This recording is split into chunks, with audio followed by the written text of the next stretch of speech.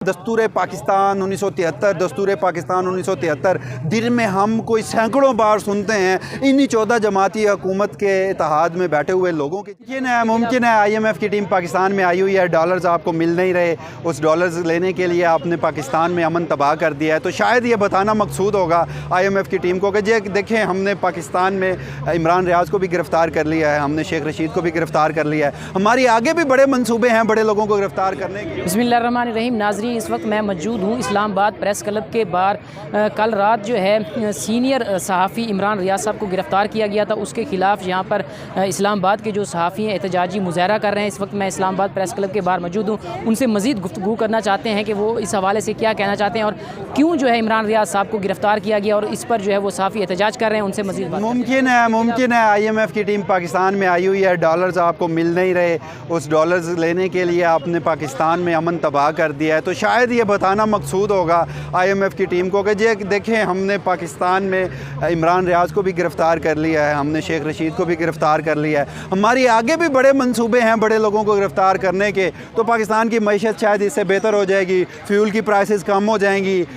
मुल्क में महंगाई ख़त्म हो जाएगी, बिजली की कीमतें कम हो जाएंगी और आप हमें डॉलर दे दें। बदकिस्मती, बदतमीज़ी, बेगैरती की ढिठाई की आला मिसाल है कि आज पाकिस्तान में सहाफ़ियों के ऊपर ज़मीन तंग कर दी गई है। उन सहाफ़ियों के ऊपर जो वो समझते हैं कि वो दुरुस्त हैं, उन सहाफ़ियों के ऊपर जो इमरान खान के हक़ में बोलते हैं, या उन सहाफ़ियों के ऊपर जो ये समझते हैं कि वो दुरुस्त बोल रहे हैं, या उन सहाफ़ियों के ऊपर जो समझते हैं कि पिछले 9-10 महीनों के दौरान ना सिर्फ सहाफ़ियों पे बल्कि पाकिस्तान की आवाम पे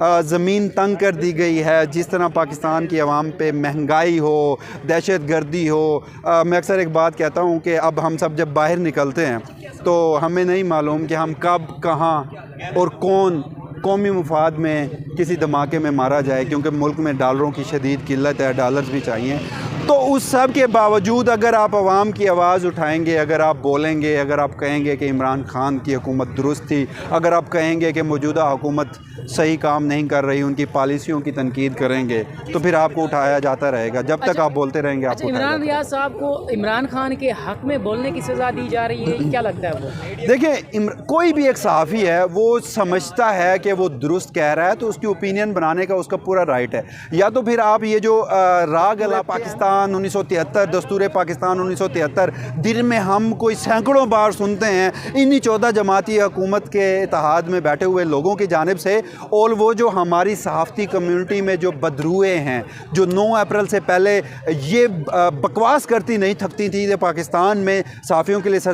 ज़मीन तंग कर दी गई है, पाकिस्तान में freedom of expression, freedom of speech नहीं है, पाकिस्तान में डेमोक्रेसी, बैठकर इन सहाफ़ियों की गिरफ्तारी का दिफा कर रहे हैं। आज तो फिर आप दस्तूर पाकिस्तान की किताब उठा के फेंक देना। आपने जो प्रियम्बल है पाकिस्तान का, पहले 40 आर्टिकल हैं जिसमें बुनियादी इंसानी हकूक़ हैं, और जिसमें आर्टिकल 19 में आपको right to speech, right to information,